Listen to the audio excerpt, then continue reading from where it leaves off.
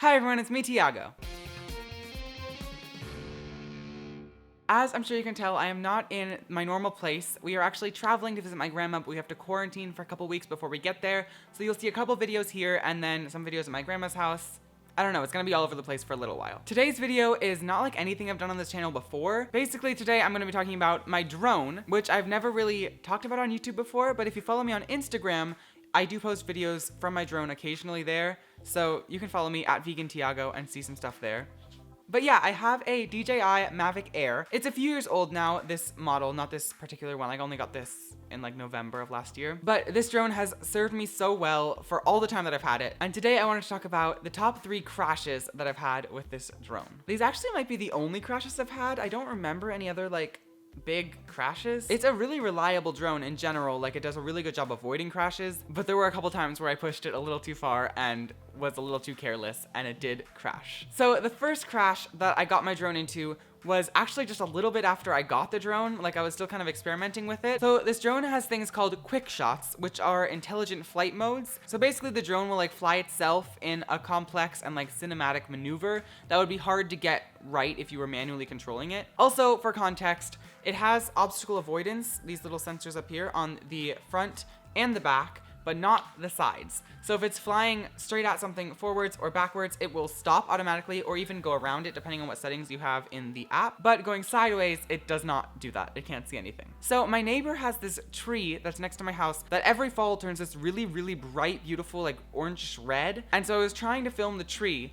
and I was doing a quick shot where the drone basically does like a spiral around it, getting higher and further away. So because these quick shots are generally designed to keep track of people that it can like easily see and not trees, it got kind of lost and started drifting a little bit, but I let it go because I figured it would be okay and I wanted to get a sort of really cool like sweeping shot. So I let it go, and that was my big mistake because it flew sideways into a big other tree that was behind it. This is actually the only of these 3 crashes where I don't have footage of the actual crash, but I have the footage leading up to the crash. So as it was flying around the tree, it kind of like went sideways into this tree, and surprisingly it did not crash. It stopped the quick shot, which meant it stopped filming automatically, but it just sort of hovered there in between a bunch of little branches that were like all just waiting to try to bring it to the ground. So I took over manual control and I tried to pilot it out, but I messed up and one of the arms hit a branch and the arm folded in and it just fell, like plummeted to the ground. It was like 50 feet up or something, and it crashed down. Luckily, it was a bunch of dead leaves and things that it landed on,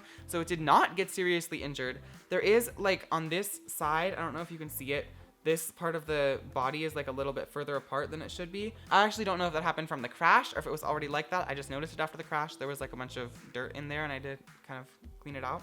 But yeah, that is the first crash. The second crash I'm going to be talking about happened a while later, and it was a similar thing where I had it in an intelligent flight mode. This time it was an active track, which means you can control the drone with your hands. Like you can do different gestures and it will fly itself pretty much, but like you control it without a remote control or a phone or anything. And it also will follow you if you walk. So I was walking by some bushes in front of my house and I didn't give enough space and I wasn't paying close enough attention to the drone, and it ended up flying sort of sideways into the bushes again, and this time it just got slammed to the ground, and it was not on dead leaves or anything, just like hard ground and a little bit of grass, just slammed down. This one really stressed me out, and it did look like it damaged it a little bit. Like the gimbal, for those of you who don't know, the gimbal is this little thing that holds the camera. It's basically what stabilizes it. So when I have the drone on, you can see that no matter which way I tip the drone, to a certain extent, it will stabilize the camera and keep it in place, which is awesome for like super, super smooth, like cinematic footage. However, it crashed down and the gimbal was not working properly after that crash. Like it was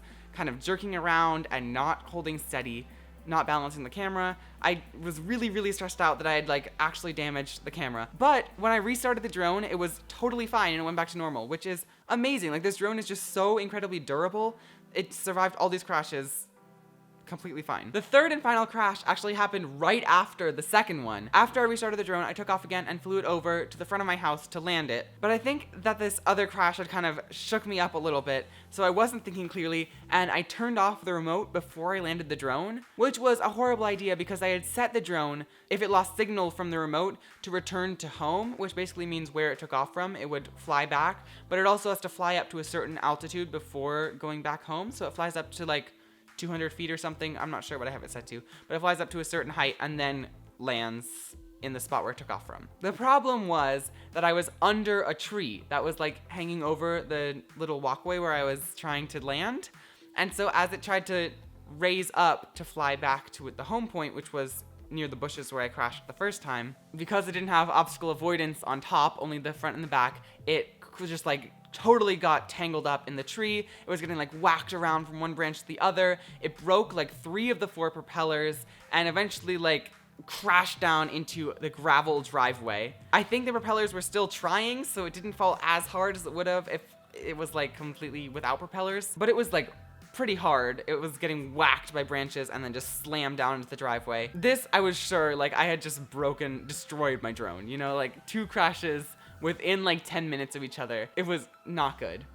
But I had extra propellers that came in the box and I put them on and it's fine. Like it's still flying, it's still strong. So yeah, moral of the story, the DJI Mavic Air is just a great drone. Like it has been going for so long and been through these 3 like pretty major crashes totally fine. But yeah, that is all of my 3 crash stories for today. If you liked this video about like drones and stuff, let me know in the comments and leave me a like down there to tell me.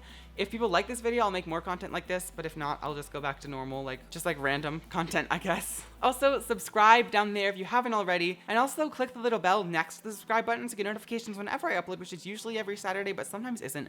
So just click the bell so that you know. Yeah, that is it for this video. Thank you so much for watching. I'll see you in my next one. Bye.